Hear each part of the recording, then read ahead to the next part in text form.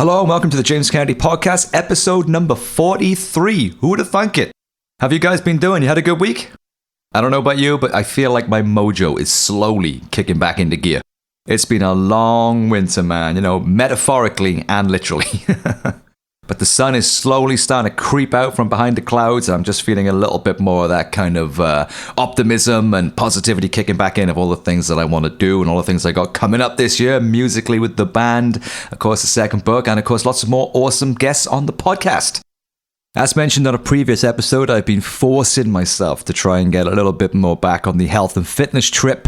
Starting doing the yoga again, trying to work on some, breathing techniques, trying to get the old anxiety under control, because I seem to have developed this weird anxiety disorder since the lockdown and everything with my father and stuff like that. It's almost like my nervous system is just on mode all of the time, you know what I mean? So I need to try and get a chill vibe going on and more positivity and more creative activity once again, But I just need to avoid getting ill anymore because, that seems to be my new pastime, which is crazy because I literally never got ill. Like I said, I was the guy that was like, everyone else would be given whatever the cold and virus was going around. They would never touch me. It was crazy.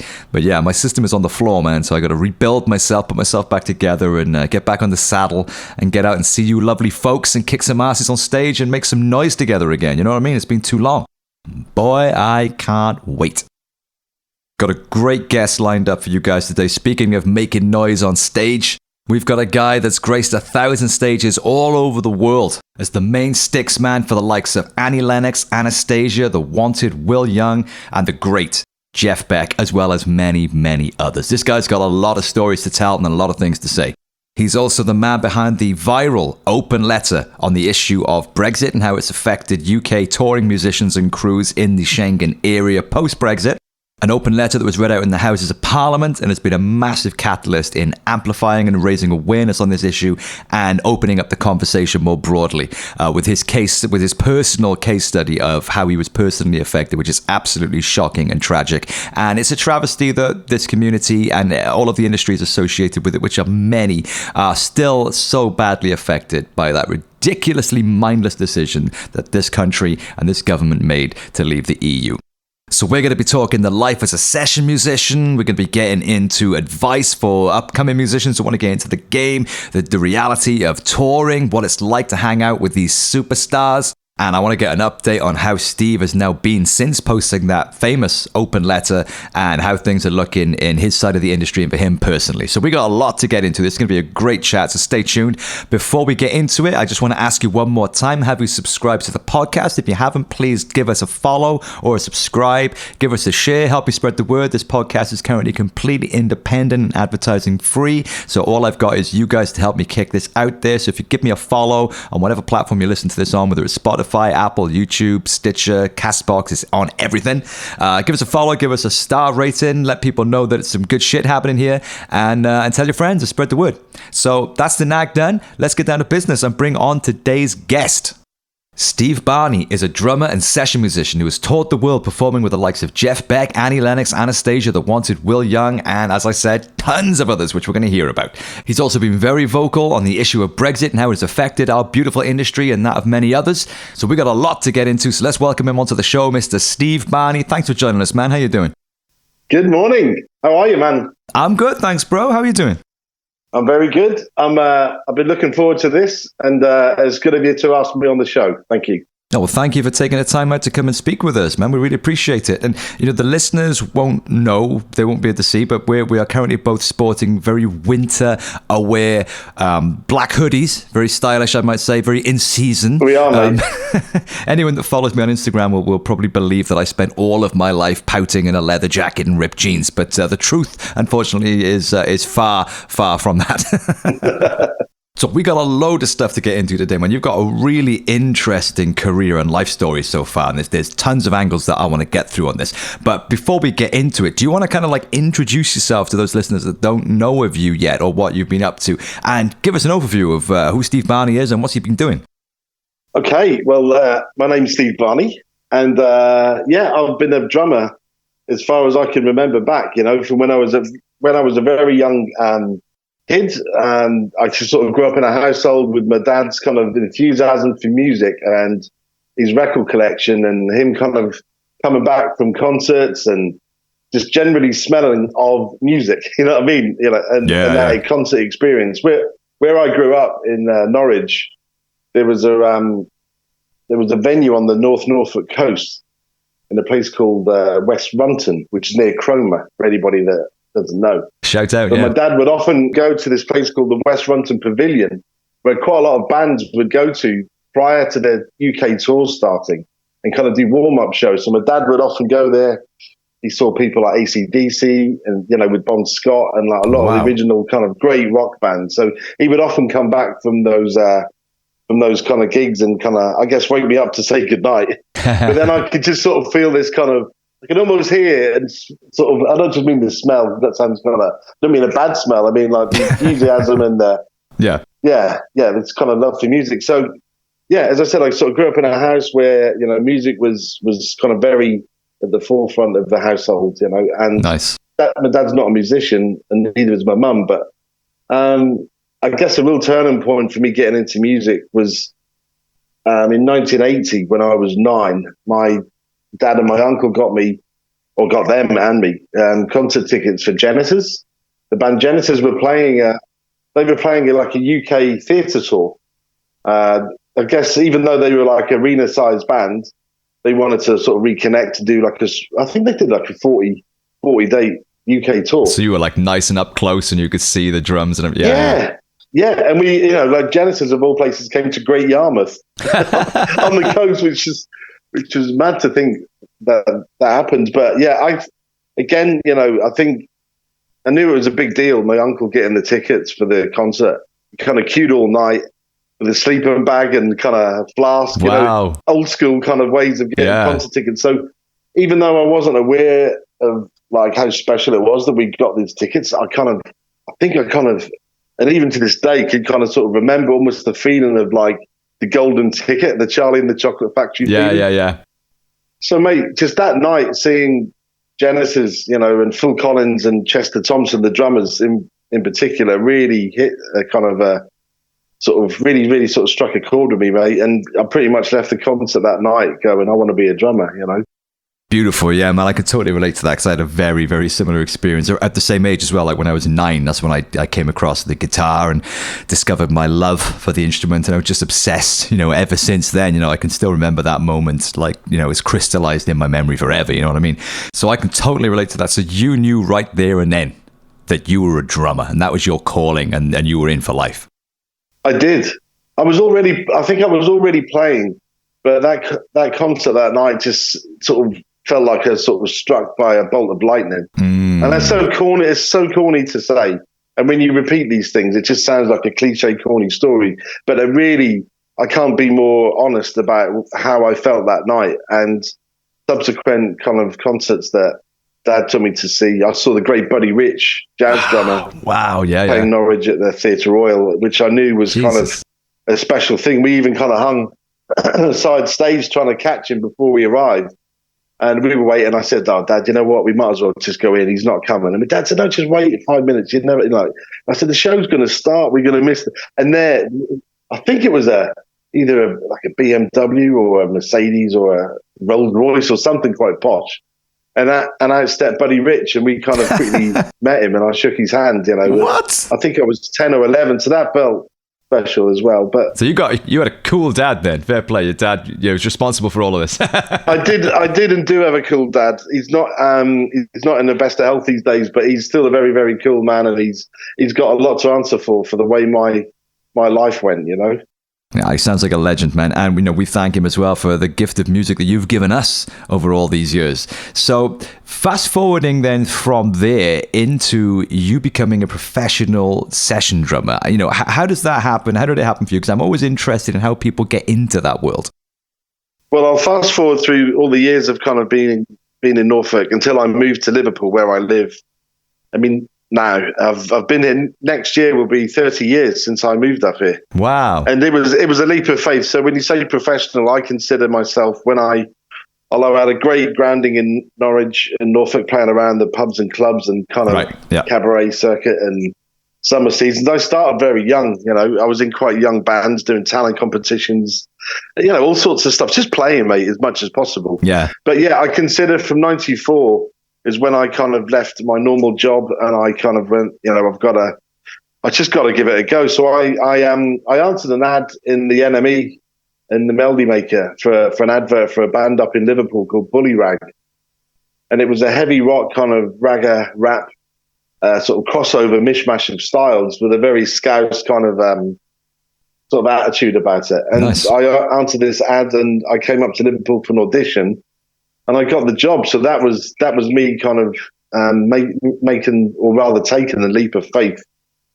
And I'm really proud of myself, man, that I'm sitting here almost 30 years later, still playing drums, and that's become my kind of job, albeit, So you were in the band. It wasn't a session gig. You were actually in that band. I was in the band, yeah. Nice.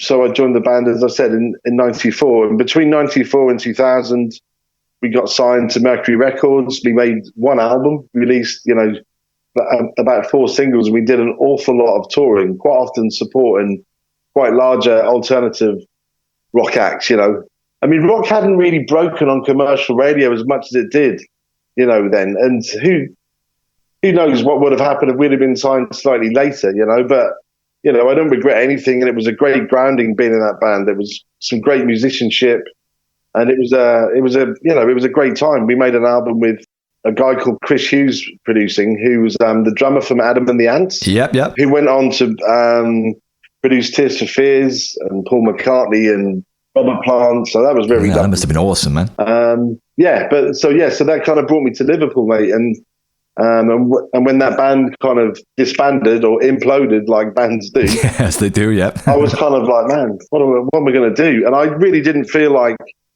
continuing down the band kind of route. I sort of just reached out to various producers and musicians and managers that I'd met, and was just trying to carve a route of getting something more freelance and self-employed, right? Which does take a while when you've put all your eggs into a band basket, and you suddenly tell people that you want to be a session drummer, but yet you've got no previous experience of session. Right. No one, they obviously, people ask, well, what have you done? Then you go, well, I've been in this band for 6 years. Yeah, right. So it took a few people to really, God bless them, give me, an opportunity. And strangely, I took a massive left turn musically from what I'd been doing. And I got the job as a session player for a pop girl group called Atomic Kitten. Wow, that was your first gig? Yeah, that was my first session gig. Oh, that's not bad. And they had a number one at the time with Whole Again, the pop song Whole Again. And we ended up doing a live Top of the Pops thing. And, it wasn't playback. It was, pretty simple song. But that was a big deal, man. I mean, getting Top of the Pops for me was, as we all kind of remember, or people of our age at least. I say our age. Speak for yourself.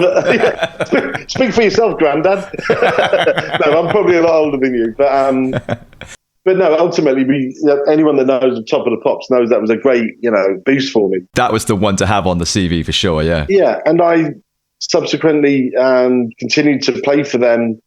The manager brought in a musical director, which is quite common, as you'll be aware. And but also what you'll be aware, and many musicians will be aware, is that musical director tend to bring in their own players, again, right, because of previous experience and they're working with them or friendships with them. But I was fortunate enough that there was a guy who was brought in to do the MDing for them called Mike Stevens. He's a great musician and subsequently became a great friend. And again, he was a real golden ticket for me. I didn't realize it at the time, but ultimately he came down and he kind of checked, I guess, me and some of the other local players out and kind of kept me on board, So I did that for a couple of years, with them. That's awesome, man. I mean, Jesus Christ, what an opportunity to kick off with. That must have been amazing. And is it like it is in other branches of this industry whereby, once you've kind of got that first foot in the door, that it is a lot easier then to hear about other opportunities or other things that are going on, or to be offered things or be included in things? Was that kind of your experience? Is that what happened with you? I think it did. I think work can breed work. And if people just see you about and on things, they can think of you. I mean, oddly enough, I guess London being the kind of centre of, things in this country, that everyone kind of seems to think you have to live in London to be, doing stuff. And for the most part, that's kind of true. But I never wanted to move to London. I've lived and worked in London on and off at various points, and I really love London. But financially, I wanted to see if I could make it work staying in Liverpool, yet working in London. And while that's not always been the case, and doing these types of interviews that we're speaking now, and I kind of fast forward and edit my life, people may think that just because you're asking me about my career, that we go from one thing to the next, because I'm trying to remember the good stuff. Yeah. And it is good, and I've been incredibly lucky, mate. But there's a lot of kind of highs and lows, mate. There really is. I've had times where there's not been so much work. So I'm not trying to go off kind of a subject here, but I'm just trying to sort of get a balance. So when you talk about once you're in kind of breed work, it definitely does. But I think ultimately for me in particular, meeting Mike Stevens, that musical director in particular, really helps me a lot. And he, while he put other people up for lots of gigs, he definitely, gave me a call for some really great work, which which we can talk about, Oh yeah, 100%, man. We've got to get into all that stuff. But I think it's really interesting that you mentioned the balance, because that's something that I'm personally interested in, as I've mentioned on previous episodes. Because I think it's healthy for people who are coming up in the game, who are starting out, they're working their ass off, they're doing all the things that the rule book says, be professional, be nice, be easy to work with, and all that sort of stuff. They're doing all that stuff, they're talented as all hell, and they just cannot catch a break. For whatever reason, they're just not getting any luck at all. And they're getting despondent, they're questioning their decisions, they're struggling with mental health, or struggling with their finances, they have to juggle day jobs and stuff. So I think it's really good that you mentioned that it wasn't just one straight line from, Atomic Kitten, and Anastacia, Annie Lennox, Jeff Beck. It was just win after win after win after win. Because that just makes other people then think, oh shit, well, what's wrong with me then, So I think it's really cool that you mentioned that reality. Because I'm sure in between all of those amazing successes you had, that there were periods when you were struggling or questioning your decisions, or, Definitely. And you know what? I still do. I mean, I don't mind being honest about it even to this day. Like, I mean, I know we're going to speak about my kind of situation that happened last year with regards to my open letter and the 9180 situation I got caught up in. Yeah. But so even to this day, there is struggles for us all with work. And let's be honest, I mean, I'm a drummer, so let's talk about drummers. There's some incredible drummers around. Many of them are my friends and peers, and like we're all eating off the same plate. So, and there's everyone can offer something different. So there's a lot of really good people around, and it sort of, sometimes it's luck, just being in the right place at the right time. Some people network like hell to try and get work off the next man or woman, do you know what I mean, and find out what's going on. Some people just wait for the phone call, and sometimes you get a phone call out of the blue that you've not tried to get a gig for, and it just happens. Some of the best bits of work I've had have come to me like that, which I'm very grateful for. It's just, whatever you want to call it, luck, or my name just kind of crops up at the right time. But no, I think it is important to speak honestly about this, because I think I think for their own pride, nobody likes to talk about the downtimes, because who the hell wants to hear about that? But if you just talk about, as you just pointed out, you just talk about all the gigs and the high times, then people and I do want to inspire young people, who are sort of up and coming and want to do, say, freelance or session work, that it is possible. But maybe it'll make them kind of understand that it's not all sort of stepping from one tour bus to the next, on the motorway without even going home. Like, wow, he's literally just going from one bus to the next to a jet. Well, that's what it looks like. And sometimes, mate, it has been like that. Right. I've been really lucky, going, man, this is great. And then sometimes you think, man, have I upset somebody? Because no one's ringing me. So it is a balance, and you have to. The irony is sort of self-employment, and the word self is in there, and you have to believe in yourself, because if no one, if you don't believe in yourself, how the hell is anyone else going to sort of trust your self-employment? So it's 100%, it's a constant, it's a constant evaluation and trying to improve yourself. And mate, I just try and be a decent person when I'm on the road with everyone, and I'm certainly not, the best drummer in the world. I'm not even the best drummer in my house. My son started to play drums, Oh, look out. But I'd like to think and hope that I've been a really solid, reliable drummer for artists to kind of have with on stage. And I think that says a lot about my particular drumming, is that I've been solid and reliable and, hopefully make everything feel good on and off stage, I think that makes a difference as well, isn't it? Because it's not a meritocracy in the sense of it's just about how good you are. You've got to be easy to work with. You've got to be reliable and professional and all those things as well, especially as a session player. So I think that's worth pointing out for up-and-coming session players as well who are trying to get into the game, is that it's not necessarily just about being better than the next guy, because as you said, there's so many fucking great musicians out there, you know what I mean? And to think that we're in competition with each other, I think is the wrong mindset. I'm not in competition with anybody in my community. We're a community of brothers and sisters, you know what I mean? But where you'll gain the upper hand, I suppose, is in those other things. You've got to be personable, you've got to be reliable, you've got to be professional, and you've got to be able to, people have got to be able to work with you, because it's tough on the road, man. You're in whatever capacity, Absolutely. Everything you've just said, I agree with. I mean, you literally, if you've got all the most technical chops and ability with your instrument in the world, but you're a complete and utter dick, and you have you have just no sense of people around you and their space and their well-being. You don't know what people are going through on the road. Exactly. So, obviously, everyone's got individual lives back home. Yet you're on a tour bus together, and you're sharing each other's days. And let's face it, just stating the obvious, there's an awful lot of hours, more hours off stage than there are on. So while the music and the stage and the show is ultimately number one, that's the reason we're all there. It's vitally important to give each other the respect and, just trying to be aware of each other's kind of personal space and actually just try and be a good person to be around. And I'm sure I'm not that all the time, but I do try, and I do like having a laugh, and I do like trying to, make the room happy, Yeah. But no, I think it's important, like you sort of say, to find that balance with not just being a crazy technical musician, because that will not get you, or that will not keep you the gig. You know what I mean? Long term. Yeah, oh no, I know from personal experience, man. Some of the best musicians I've ever played with in my life have just been impossible to be in a band with. And ultimately, when you're on the road, especially when you're in an original band that's struggling on a shoestring budget, you just haven't got the infrastructure to be fucking putting up with that stuff. No, you haven't. I'd rather go with someone who's not as good, but is fucking sane, Yeah. I agree, man. I agree totally. Well, sticking with the reality of this lifestyle for a second, then let's pick a little case study. So what would, say, an average day look like? You're in the middle of a tour with an artist at the level of someone like Anastacia. What does an average day look like? What's the reality of that life? Okay, so if you're you'd pretty much be doing it on a tour bus as far as travel's concerned, unless there's kind of sort of long journeys where you've got to get from one country to the next. If it's doable by bus, they will do it in that particular way.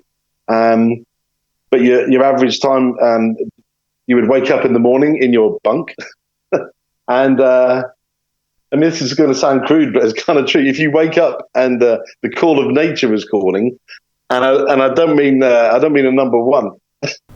Sorry. So quite often, and also for anyone that doesn't know tour buses, you're not allowed to do a number two on there. So you might want to start your day. I mean, I'm being very primeval here and talking about stuff.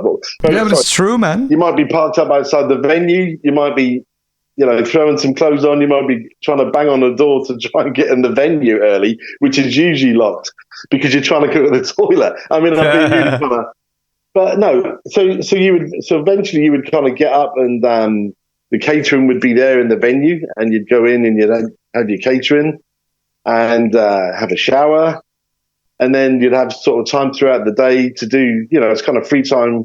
If there's nothing to be kind of improved on or something to be learned with regard to the show, you would use your time to do that. But I would spend my day either, sort of free, sort of like traveling around the city that I'm in to just, sort of take a bit of interest in where I am. Yeah, nice. Or catch up with the email, and then like before you know it, after having some lunch, you'll be kind of ready for a mid-afternoon sound check. And then after sound check, you would sort of, obviously like the band would sound check first, and then the artist, in particular, say Anastacia, she would come on and do whatever songs that they want to check from the night before stuff. Yeah.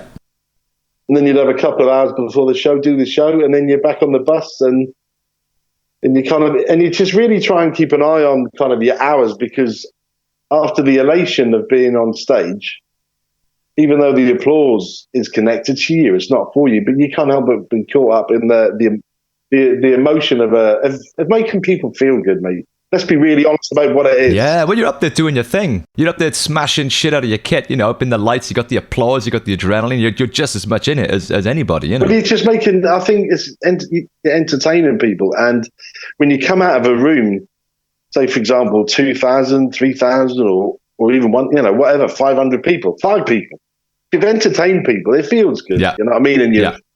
And you've shared your kind of your talent with people. So, yeah, so it takes a while to come down from that, So you might be on the bus having a few drinks, but try not to let that go to kind of sunrise. It's about balance. Like with everything we spoke about musically, it's a balance as well within how to look after yourself on the road. Oh, 100%, yeah. Which people have been tested, and I'm no angel with regards to that. But mate, that's just one sort of scenario of a day.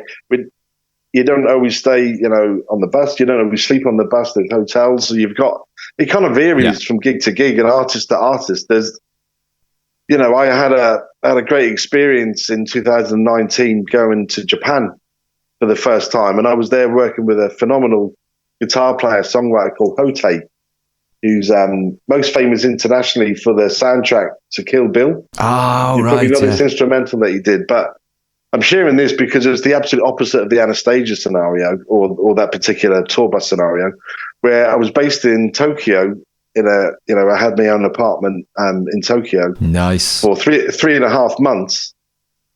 And he predominantly works at just weekends.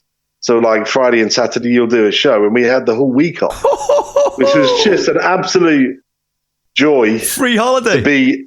Oh, mate, well, don't say that to my wife. But yeah. You're working really hard. Yeah. It was really, really, it was as far as like, the way we could live and enjoy the country and that city was a great experience. Incredible, yeah, man. But sort of his particular music was seriously high energy. And in a funny way, to sort of have a whole week off of not drumming and then having to go in once a week at that level was definitely psychologically more of a challenge, you know what I mean? To kind of, so it was very different.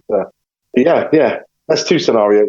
Those are the true riches, I think, that we get, because money comes and goes, good times come and go. And I think when you look back on your life, though, and you've got all those stories and hundreds of others, I'm sure, and those memories, that's priceless. You can't put a price on that stuff, can you? You've seen things that most people won't, and you've done it because of music, Absolutely. I mean, I'm so grateful to be able to say, a lot of the things that I've been connected to, and I've been really lucky in my life, mate. And for example, like we just talked about Hote, to be in Japan with one of the biggest artists in Japan on a Japanese stage is just the best feeling in the world. To be so far away from home with an artist that's singing in a different language, yet you're there experiencing that. It's just, you can't be anything other than grateful to be there, really. For it was a particularly special one. Oh, I can imagine, man. Yeah, Jesus Christ, what a trip that must have been. I was so lucky thinking about, man, if it had happened a year later and the pandemic hit, it would have been,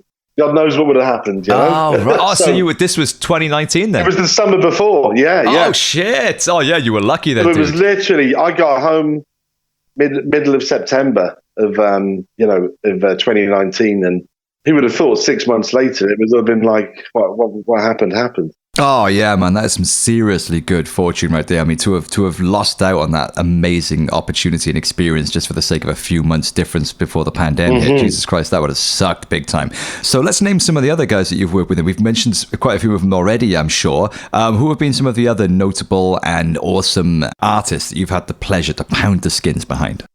Well, just last year, so after the pandemic, in the couple of years, which was a particularly, challenging time for everybody, let's face it, but particularly the arts. But just last year, going back out with an artist called Gianna Nannini, who's an Italian singer, and she asked a friend of mine, a British guitar player friend of mine called Milton McDonald, to suggest like some British drummer names for her to kind of think about for a tour.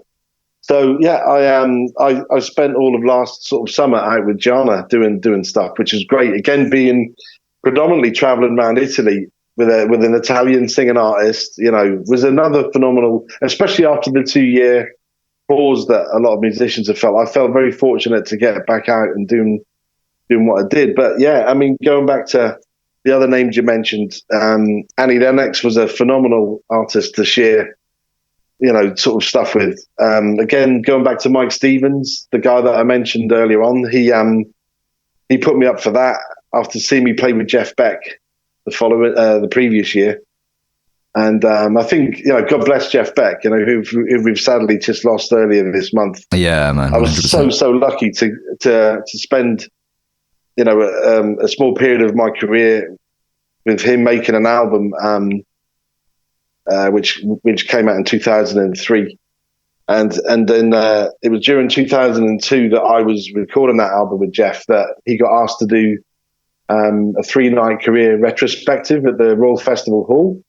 And I think just maybe because I was lucky enough to be on the session at that time playing drums on this particular record, and this call came in for these shows, he asked me if I would be the house drummer for that event. Wow. And I was like, sure, yeah. And I thought about all the incredible drummers that have been, with Jeff over the years, who I would have to try and emulate, which is just, when you got names like Simon Phillips and Terry Bozzio and Vinnie Colaiuta, I'm not even going to, I don't even belong anywhere near, those guys. But the type of album we were making was more incoherent with, say, what I play like, right. Big, I guess, heavy groove orientated rock kind of beats is the album that we were making. It was closer to, say, Chemical Brothers and Prodigy-esque. Wow. From a rhythm section point of view.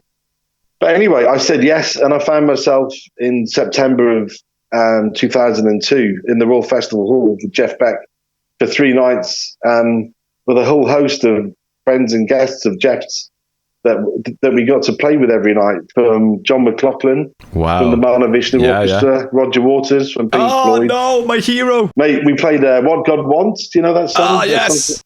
Yeah, parts 1 and 3 or something. We played. Shit. Great singer called Imogen Heap. Yeah. Jennifer Batten, the guitar player for Michael Jackson. Yeah. Fucking hell, dude. Mate, it was like, this is your life, Yeah, it was just unbelievable. But my friend Mike Stevens was in the audience that night watching me after seeing me play with Atomic Kitten, which was such a juxtaposition of, it couldn't be more different from the pop gig I'd done. But I think that showed my versatility. And when he got the call the following year to put a band together for Annie Lennox's first solo tour, he kindly put me forward. So I went over to Annie's house and we met and we talked about music, and she played me her new album. And wow. It was, that was the audition, just kind of meeting her and listening to her album. And then I fortunately got offered that tour, and I toured with her in 2003, 4, 7, and then 2010 we did promo for her Christmas inspired album called The Christmas Cornucopia. So, and she's an amazing artist, as you and everybody knows out there. I absolutely love playing with Annie Lennox. It was probably one of the best touring times of my life. Oh wow, man! Playing with her, we did a tour in 2004, opening for Sting. Jesus, across North America. So to be on stage with Annie for an hour, go and grab a beer, and then watch Sting play some Police classics. It was just the best, man. Dude, I think I'm done with this conversation now, man. I don't want to hear anymore. No, but as we know, mate, there is highs and lows with stuff. I'm just sharing some golden nuggets of fortunate opportunities. Well, you've shared, you've given us, some of the realities of this life. So yeah, man, I mean, these are like I said, these are the rewards, man. So you got to revel in it because you have done this shit. Apparently so. I mean, it's quite funny. I'm kind of like with a twist of irony, but quite often when you jump off these tours, and it doesn't take long for me to get into sort of home life, and you think, was that me? Do you know what I mean? Of course it was. And it sounds kind of silly that I'm saying that probably, but it's like, for example, even me reminiscing something with the great Jeff Beck, which was 20 years ago now. Wow. And I think, wow, did I really do that? And then I, because I keep kind of stuff, and I've got my memories, thankfully, and I know I did that. So it is. Yeah, it's fortunate to do it. 100%, man. Yeah, no, that does make total sense, because, I mean, I had this conversation with Benji Webb just a few episodes back, and he was saying, when you're up there doing all these amazing festivals and stuff, and there's, fucking hundreds of thousands of people there or whatever, you kind of, for want of a better word, you are kind of working. It's not, you're not working in that sense, like, you're just punching in the clock or whatever, but you are immersed in what you're doing, you're concentrating on that, and if you stop and soak it all up for a second, it throws you off your groove, you know what I mean? Or you start panicking about it. So you're kind of just in the moment doing it, and then it's only afterwards when the adrenaline dies down when it's like, fuck, man, did I just do that? You're right. I mean, when you're up there on the drum riser, as we're talking about drums, that you really, no matter what kind of musical jobs I've had, whether it be, some people might kind of smirk when we talk about Atomic Kitten, for example, but every single gig, whether it be a pop thing or a robust kind of rock thing like Hote or Bullyrag, my old Liverpool band I was in, or Gianna Nannini last year, playing sort of big, powerful Italian ballads. You really have to focus on every style of music that you're playing and be honourable to that music, as you would know. Oh, 100%. So you're right. I mean, in the moment, you really are focused on making things feel right. You're the anchor of the band, hopefully, and just trying to make everything feel good. But I have unfortunately moved about 14 months ago, and right, sort of trying to get sorted with. I've sort of held on to a lot of stuff in my career, I don't just mean instruments, but and that sounds crazy, but tour passes, laminates, right, itineraries. I haven't thrown them away because to me they mean so much to me. Yeah, hell and yeah. like some people just probably at the end of the tour would throw them in the bin. To me, every single one of those passes, laminates, bracelets, backstage bracelets, or they're all gold nuggets of my career. And I don't know, I've been actually sorting through them in the last week, which has been quite mad, to look back on some of the stuff and has reminded me of these things. I think it's important to do that, because so much happens in life. Then, like I said, you got your home life and stuff to deal with it as well. So they're your mementos. That's your kind of legacy, really, of all the things you've done, and it's a reminder for yourself as well, because in that fast-paced lifestyle of stage to tour bus to stage and then another tour and stuff like that, you're bound to forget some stuff, and these are precious memories, man. I mean, you mentioned Jeff Beck. What was it like working with Jeff? I mean, obviously, we lost recently one of the best guitar players the world has ever known, so I think it'd be cool to give a little shout out and a nod to the incredible Mr. Jeff Beck. You got to work with the man himself. What was it like? That must have been crazy. It was amazing. I mean, when I got the call from a producer friend called Andy Wright, who I'd met while I was in Bullyrag. He was one of the guys I'd reached out to after my band broke up, saying, "Listen, I'm looking for session work," And Andy Andy sort of called me maybe a sort of 6 months to a year after I'd first got in touch with him about trying to get work. And he said, "Mate, I've got a project for you which I think you'd be great for." And I was like, "Oh, great." I presumed it would be a new artist or something fresh that he was working on. And I said, "Who is it?" He said, "Oh, it's Jeff Beck." And I was like, I couldn't believe it. I said, "Have you got the right Steve?" He said, "Oh, definitely." And he explained it so Andy had already done a really successful album with Jeff called "You Had It Coming." I think that was out in 2001. And it was quite a departure for Jeff. They had a really phenomenal cover version of Nitin Sawhney's song called Nadia. I don't know if you've heard of it, but you should check that out. It's amazing. Okay. So anyway, he said, "Listen, mate, come down to Metropolis Studios in Chiswick. We'll get you a great kit sound. We'll play the song for a couple of hours. Jeff will walk in. You'll sound great. He'll love you." And that's exactly kind of what happened. I kind of was playing this song that Andy put up for me to play to. And then I kind of was so focused on the kind of drummer my head was down. And I looked through to the control room. And there was Jeff Beck kind of arms in the air giving me a great... I couldn't believe it. Wow, this is Jeff Beck. Who I'd seen in like 85 with Terry Bozzio on the Guitar Shop tour. So there I was somehow. I don't know how, mate. I mean, I don't know how you get from being kind of a teenager in an audience at the Birmingham NEC watching the guy to being in a studio and suddenly he's on the other side of the... Can't imagine. I was just, very, very lucky. But, he was great to work with. I ended up contributing maybe to 6 songs on those sessions. Oh, wow. One of which won Jeff a Grammy. Jesus the following Christ. Year. Great work, dude. Man. It's called Plan B. It's I think it won Best Rock Instrumental Performance. Wow. Yeah. Amazing. But Jeff was just, and will always be, the greatest guitar player I think this world has ever seen. Yeah. I don't know, what can you say that hasn't been said about him already? I'll tell you one thing that maybe not people don't know about Jeff is that he's a really funny guy. He had a great sense of humor. I mean, we were always laughing and joking around. One of the things, some reason that came to sort of mind recently, because I found a letter that he wrote to me after I did those Royal Festival Hall shows. And he reminded me because he said, maybe we should do a Bum Gravy tour over the USA. And I remembered that we were joking about coming up with kind of band names, funny names for our band, our sort of yeah.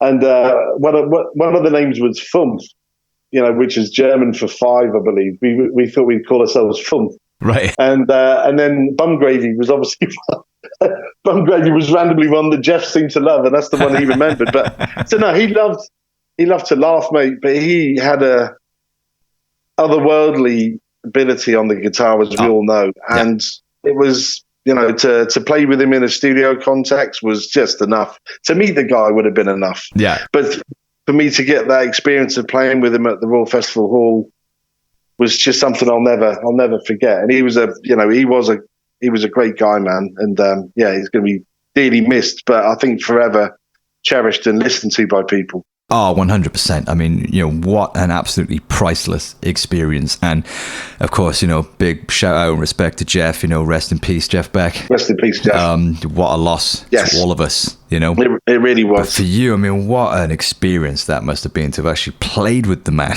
let alone meet the guy, Totally. Well, things like that are obviously, they're a dream gig, right?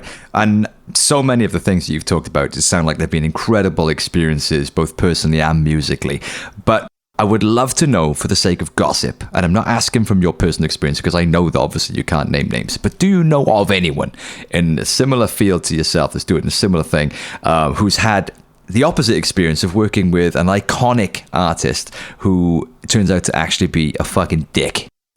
Oh, definitely, yeah. There's definitely people that people within our industry kind of know about that are very, very difficult to kind of work for, and seem to sort of go out of their way to make your life a misery. It might be an incredibly well-paid gig.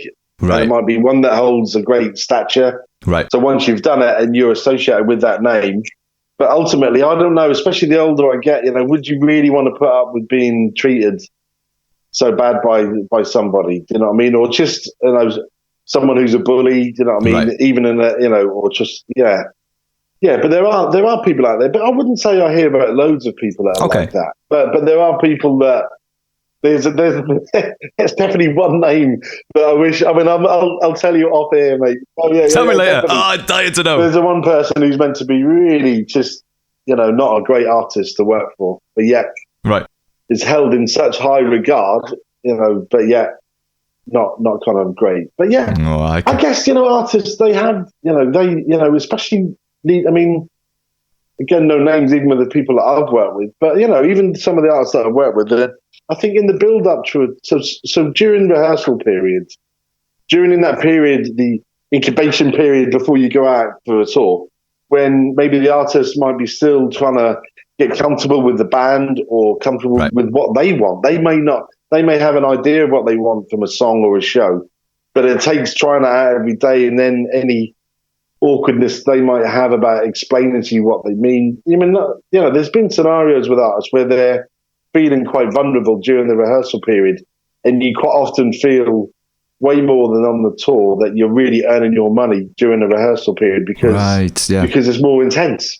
basically. Yeah. But, that's part of the job, and you are there hired for the job, and you keep routining the songs as many times as an artist would need. But we all do our best, All right, nicely dodged. I'll get some names for you after we finish recording.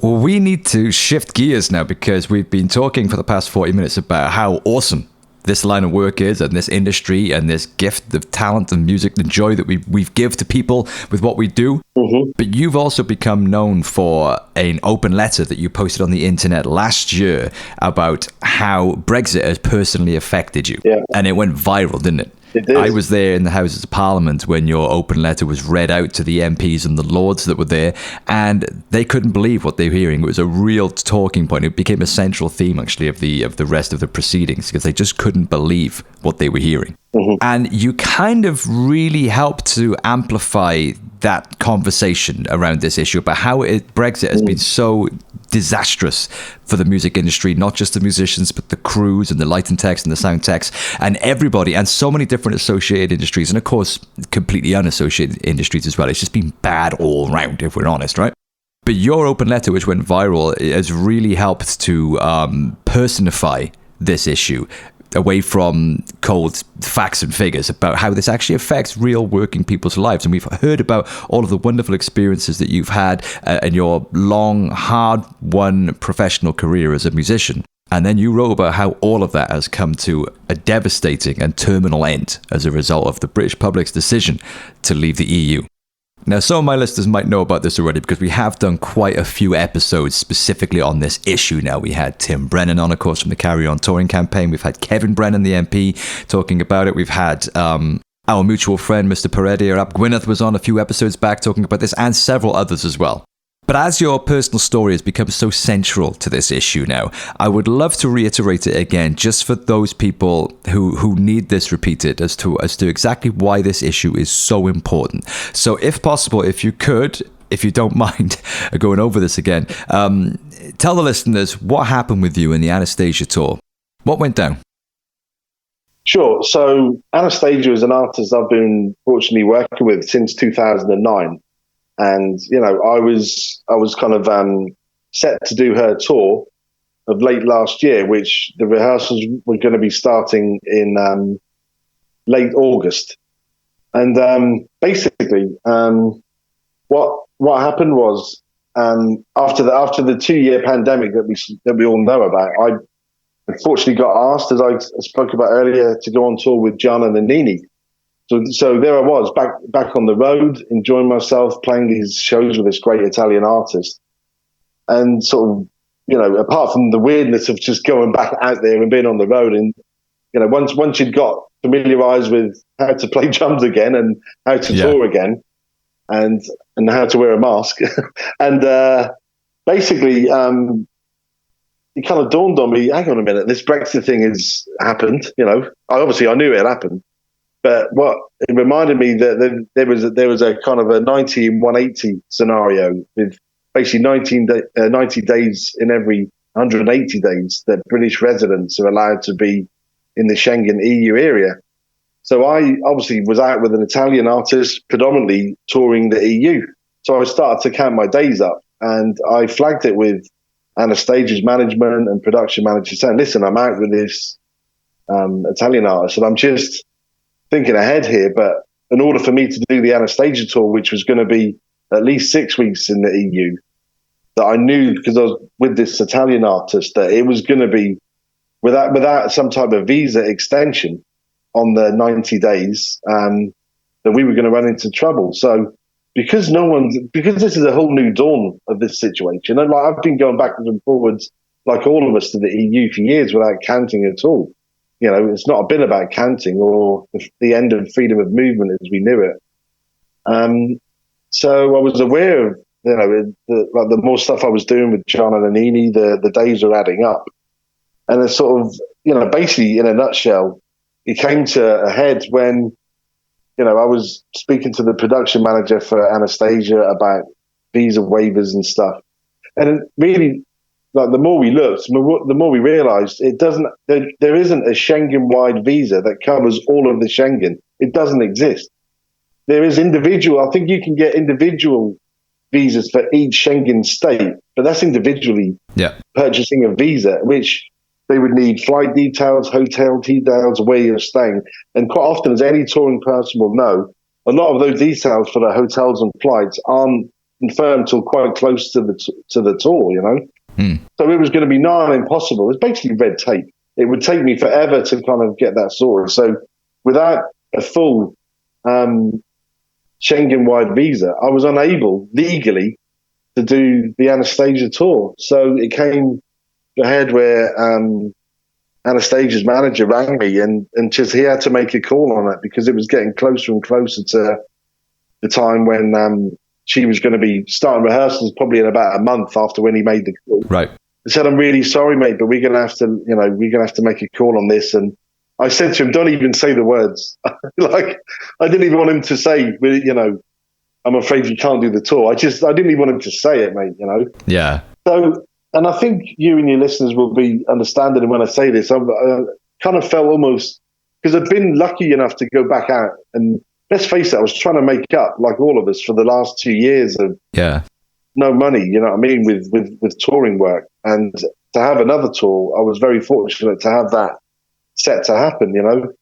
So it was really hard to lose that, mate. And, you know, it was a sort of psychological hardship to lose that Anastacia tour. I bet. And financial, you know what I mean? It was a loss, you know what I mean, like financially.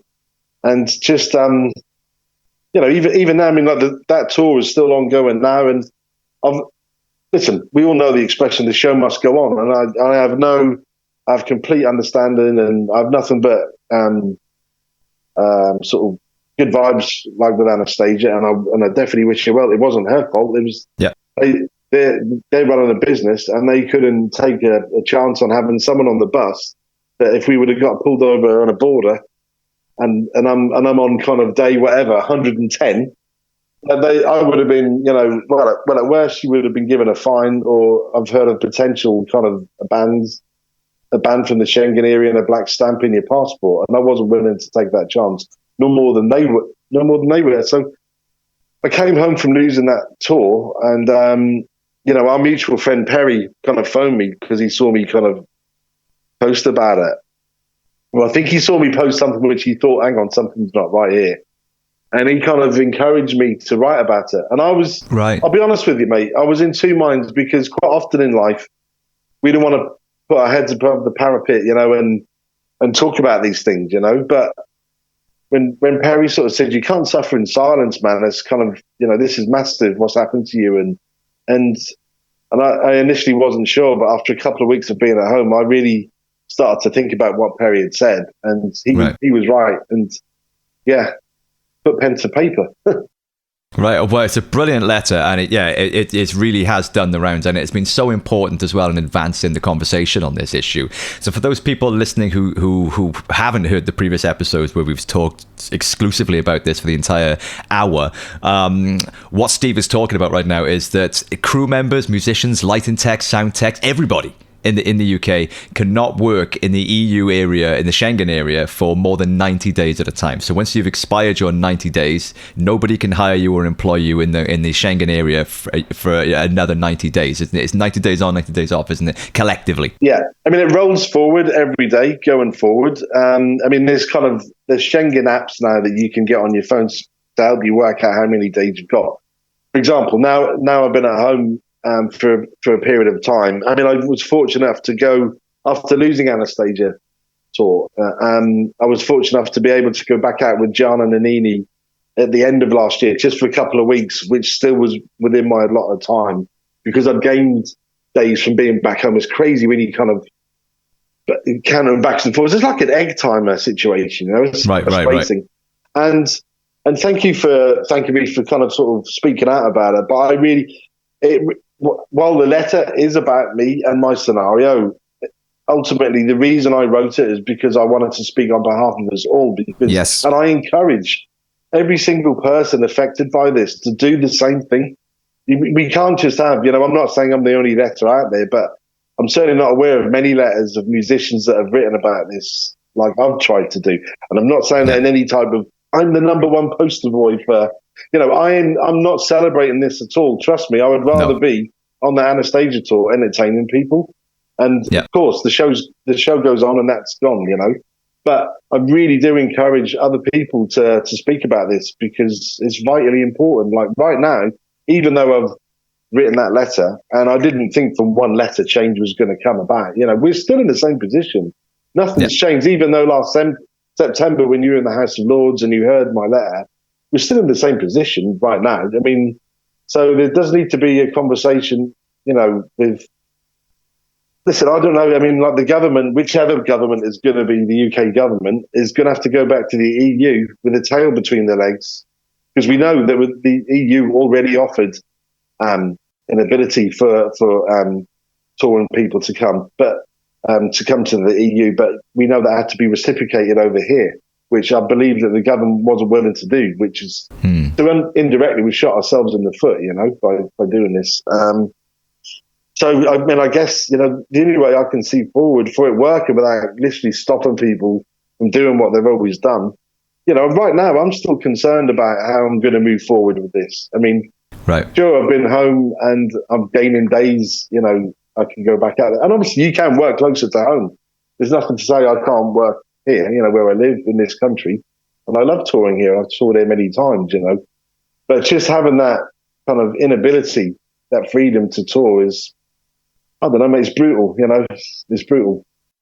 Well, it's important to point out as well that although all of the glamorous and amazing stories you've been sharing with us over the past hour, this is your job. You're not doing this for the crack of it. That you're a professional who gets paid to do this stuff. And as I just mentioned, it's not just the musicians who get to have fun on stage. It is all of the crew, the drivers, the light and text, the sound and text. This is entire industries have been terminally affected by this. This is whole livelihoods of people who now can't do the job that they've spent their entire life doing. And we got some of the best crews in the world in this country, and we can't export that now. Not everybody can be constantly on tour in this little island. You know what I mean? That's just not the way it works. And the way it works out, with the government sort of saying it would have to be reciprocated. So the fact that by the sheer size of the EU and the amount of countries in the EU, the fact that an EU band can come here and follow the same kind of guidelines, you can get around by doing. Let's face it, the average band that would come here they'd likely play London, Manchester, Glasgow, Birmingham, maybe a couple other places, and they can go. Whereas for us to do a European EU tour, it's going to take a lot more days because you've got travelling in between those countries. Yeah. I mean, the MU is doing what it can. Naomi Pohl was really strong in speaking out about it, and they kindly got behind. I don't know if you knew, but they kindly shared my open letter in their last magazine, the MU magazine, which was good of them. They wanted to share someone's scenario, So again, I'm not trying to be a poster boy. I wasn't looking for sympathy. Right. I just felt it was the right thing to say. And as I say, I kind of really encourage people to follow suit, But it's not just. I mean, obviously we're speaking because we're in the music industry, and that's our kind of domain. But maybe. There's scenarios of people as ski instructors in the EU. There's people that are, say, travel bloggers that travel around doing travel blog. Yep. People. I don't even know if people know this, but it's not just when you're working. It's actually just literally stepping foot. Yep. So holidays. Even stepping foot in an EU country, your Schengen days start immediately. Even so. Again, I'm sure my good friend Milton McDonald won't mind me sharing with you that he went on holiday last year. I guess he wasn't thinking it was connected, but even being on holiday, in the EU cuts and eats into your Schengen allowance. So I know it sounds crazy, but I can't even think about going on holiday to any of the EU places. The places I love, for example, Italy. I would love to go with my family there. I don't know. I can't help but think that. Some people, might be listening to this thinking, well, what a sob story, lucky you go somewhere else. But I can't believe we've done this to ourselves, but it's done. Brexit is done, not on my vote, but it's been done. And ultimately, we just have to the government has to find a way out of trying to encourage, a way of getting some type of visa waiver to encourage more days, Yeah, 100%. And well said, man. And do you feel that a visa waiver would be the answer to this? I do think that's the answer. Yeah. I mean, I don't know of course, rejoining the EU would be the answer. Yeah. And even with the most positivity in the world, even if we had a referendum tomorrow, which we're not, and even if we did, and this entire country voted to get, back in the EU, we've got 27 countries to let us back in yet. It's like going to take years, man. Yeah. It might take, it might not happen. It's likely to not happen in my lifetime. And I just, listen, the early part of this conversation was all the golden nuggets and parts of my career. And I'm so fortunate to be able to talk about that. And while I don't think that's over and done and dusted, they were the good times of my career. And as you asked, I've shared them with you. Yeah. But this is the reality right now of God forbid this was the end for me of my doing something I've loved all my life. I'd be heartbroken, mate, and I don't know where I would kind of fit in to society after being a drummer for so many years. But I'm more concerned, but I would think what I'm trying to say is that if it was the end, is like, I've got so many things which I've done and I've been very, very lucky, but I'm more concerned for the upcoming musicians. Yeah. and artists that haven't even got their foot on the ladder yet. They may not have that opportunity to get out to Europe and tour. And 100%. It's a concerning thing, but we know our mutual friends, the Carry On Touring campaign. They know an awful lot about this, and they're all forever daily updating people with information. So I'm sure you'll agree that the Carry On Touring campaign with Tim Brennan and Ian Smith is definitely a campaign that people should follow, because they're really 100% on top of the daily things moving forward with that. Oh, 100%. Yeah, big shout out to Tim and Ian again for the Carry On Touring campaign, for getting it up and running off the ground, and for everything that they've done. I mean, they've made massive gains on this conversation through their tireless effort on this. Those guys are just around the clock on it. We all of us owe a lot to those guys. I mean, getting this issue heard in the House of Lords, building a huge body of ambassadors, both in the industry and in the creative sectors as well, behind this, educating people, the brilliant website full of resources. They've done so much. We all owe them a lot.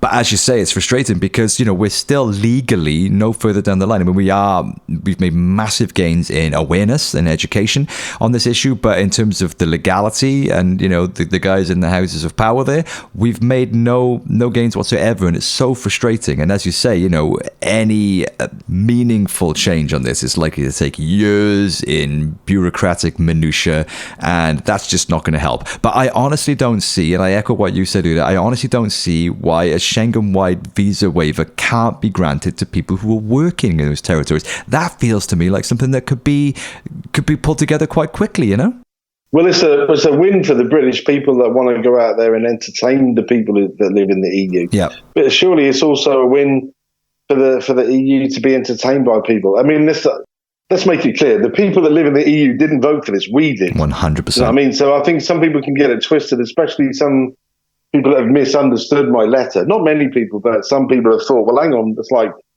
you did this to yourselves. I know we did. I mean, I certainly didn't, but I know as a country we did. But it's trying to find a way out of it, like you've said. With no further, I mean, like as far as, any kind of extension on days in the EU, we are no further down the line. But we are further down the line in the case that people seem to be talking about it a lot more. Yeah. But I don't know how much more we just keep talking about it until something happens. But I just, it's very frustrating, mate. I mean, and going back to the early part of the conversation of being a freelance person and feeling like one tour leads to the next. I mean, for a lot of crew people, it quite often does and did, because they quite seamlessly go from one tour to another. But I think I know of a great guy who runs a tour bus company that he can only be in the EU now for 6 months every year. It's going to kill his business, Yeah. It's like, he used to be back and forth in the EU all year round. So there's so many scenarios, and of course I'm here talking to you, but, it'd be great for more people to speak up about their experiences and not suffer in silence about it. No, I totally agree, man. And you've made a lot of great points there, which I know I can't see anybody would find anything in there to disagree with. But what is your situation now? I mean, are you able to still keep yourself afloat somehow? Financially, you mean? Yeah, I mean, are you able with what's available in the UK and sticking within your 90-day movement within the EU? Are you able to continue to survive as a musician? So because of the way it works, that it gradually refills. I'm now on 76 days that I could work in the EU for right from today. And I think it resets to 90 on the 1st of March. Right. As I said, there's Schengen apps that kind of tell you that.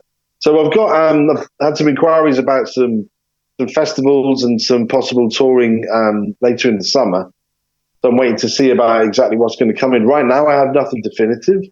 But that can, to be honest, even without Schengen and the situation we're in, that periodically has happened in my career before, where, right. As I say, right now, there is a tour that I should be on, but it's quite hard to just land a tour overnight, when you've lost something. I mean, there was another tour that I did have. I mean, I didn't even speak about this publicly, but there was another tour that I was, could have done, because I toured with this production called Era, which is a French show, and I did that in winter of 2019, and they toured in November, December, just gone of last year.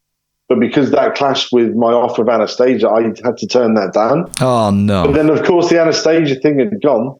I actually probably could have done it because I would have been home for... So it's like, fuck. these type of knock-on effects are really, they're difficult, mate. So, but you know what? I haven't, and we haven't given up hope.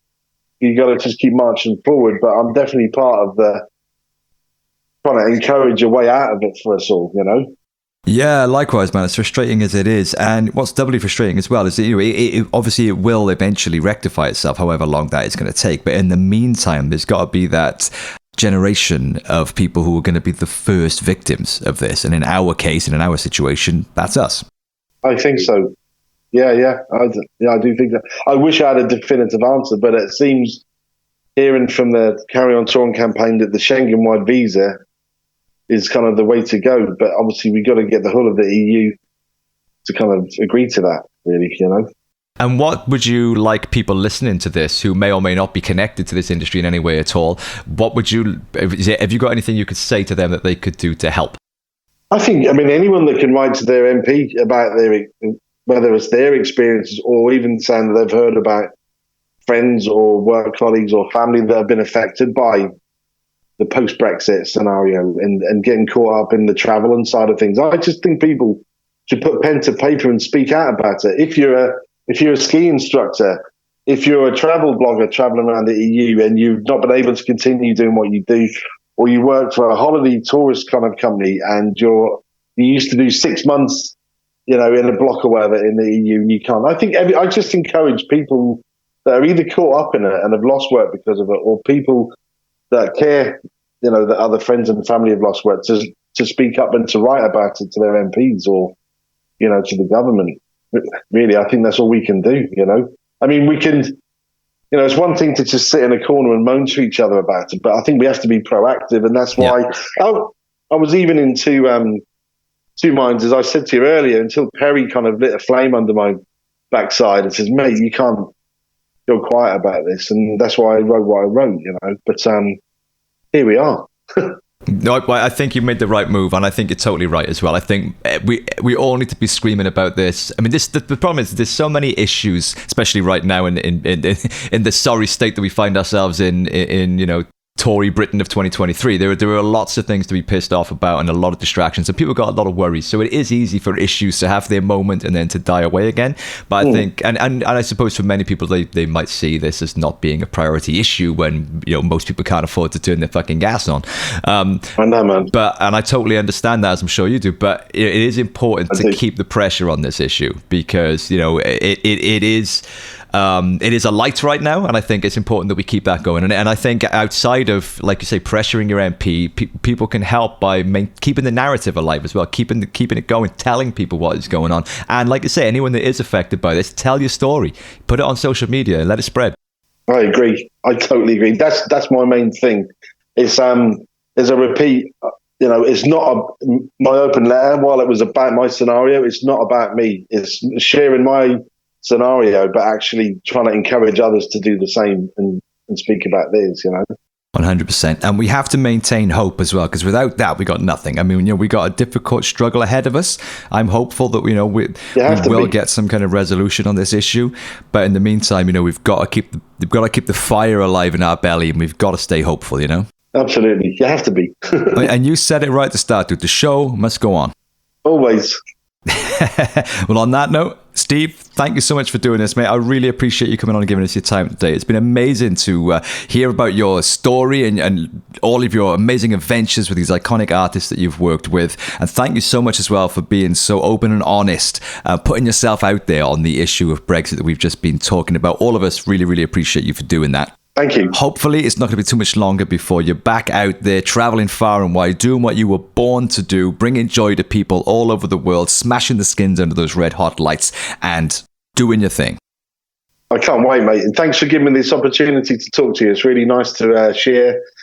A wide spread of topics.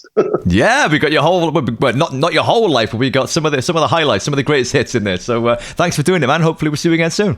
You're welcome, man. Thank you. Cheers, Steve. Thanks, man. Bye. Bye. Steve Barney, ladies and gentlemen, what a dude.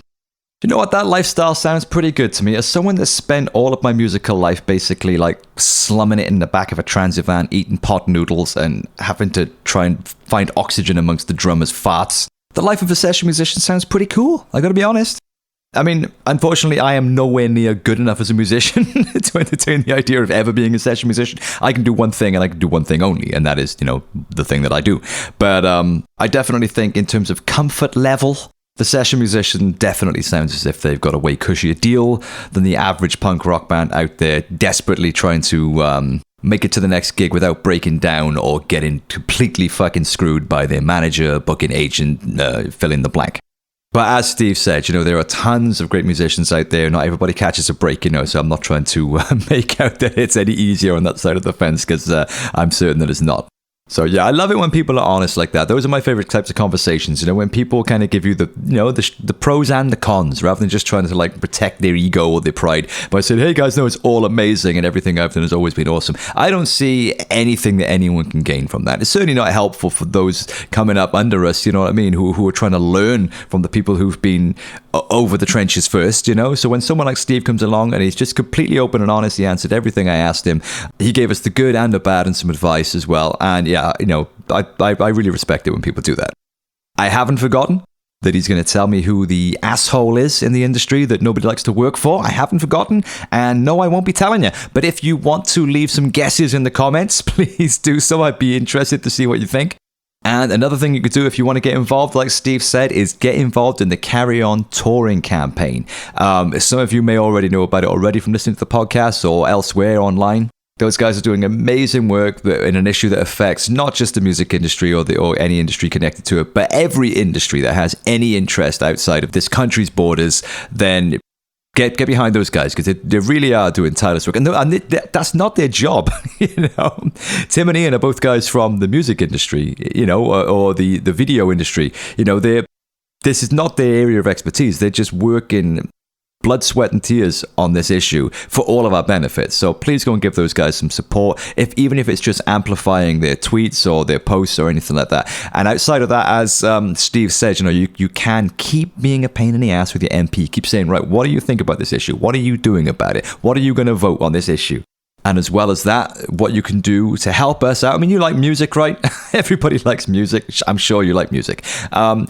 What you can do to help is amplify the issue, keep it alive, talk to people, tell people, say, guys, you won't fucking believe what musicians are going through as a result of this stupid fucking Brexit thing. You're not going to believe this. Wait till you hear this. And you can share tweets, share posts, engage. Let us know that people are listening. Let us know that people are hearing this stuff as well, That all helps, like I said, to keep that flame of hope alive so that we can keep the fight going. It's hard enough in the creative industries as it is. I mean, I know it's hard enough for everybody right now.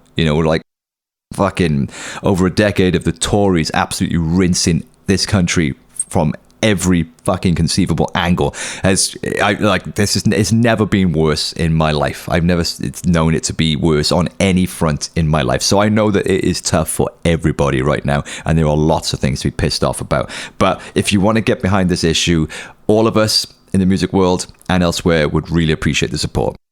So big shout out to Mr. Steve Barney. You can follow Steve at Barney Drums on Twitter. And if anyone's listening out there that needs a kick-ass drummer for a preferably UK-based tour, look no further than the tub-thumping, ass-kicking dude that is Mr. Steve Barney. Get in touch with him, drop him a line, and get him behind you. Thanks to you guys for listening as always. If you haven't subscribed yet or clicked follow or like or give me a star rating or a review or anything at all, then now is your chance to go clicking. And I will see you next week for another awesome episode. I got some cool guests coming up, man. Jesus Christ, this diary is looking pretty fucking impressive right now, let me tell you. So have a good week. Take care of yourself. Look after each other. And I'll see you next week. Love ya.